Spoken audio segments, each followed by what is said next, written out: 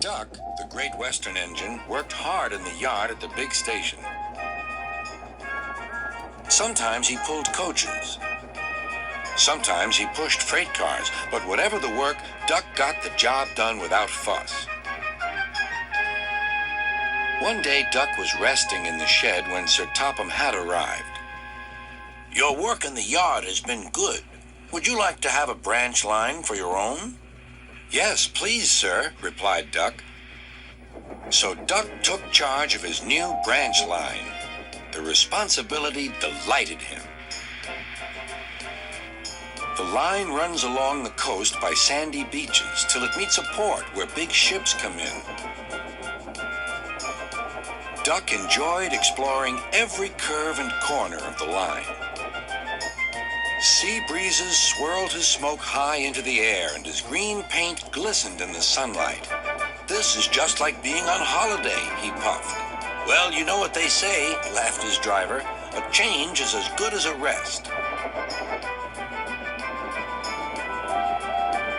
Soon, Duck was busier than ever.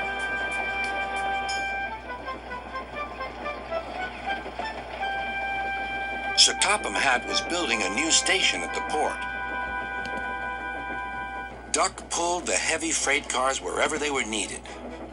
Bertie looked after Duck's passengers, and the other engines helped too, but the work took a long time.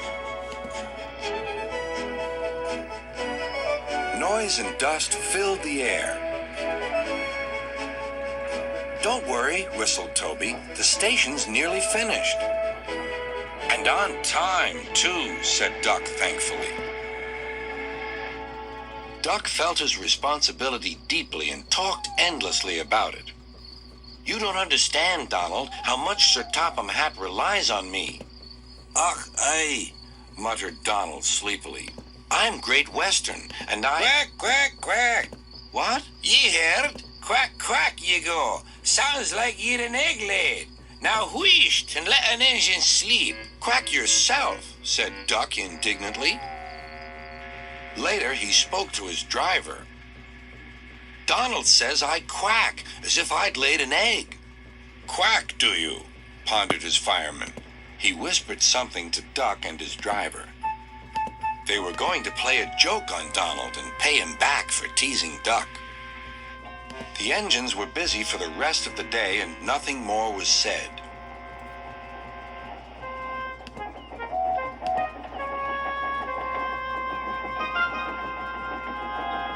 Not even a quack.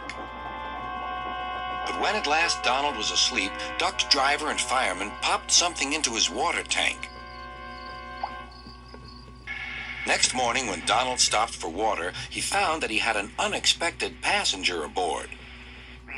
A small white duckling popped out of his water tank. "Now, who's behind this?" laughed Donald.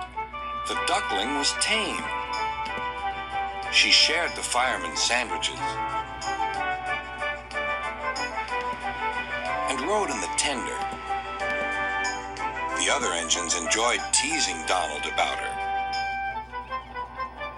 Presently, she grew tired of traveling and hopped off at a station, and there she stayed. That night, Donald's driver and fireman got busy, and in the morning, when Duck's crew arrived to look him over, they laughed and laughed. "Look, Duck, look what's under your bunker. It's a nest box with an egg in it." Donald opened a sleepy eye. Well, well, well, ye must have laid it in the night, Duck, all unbeknownst." Then Duck laughed too.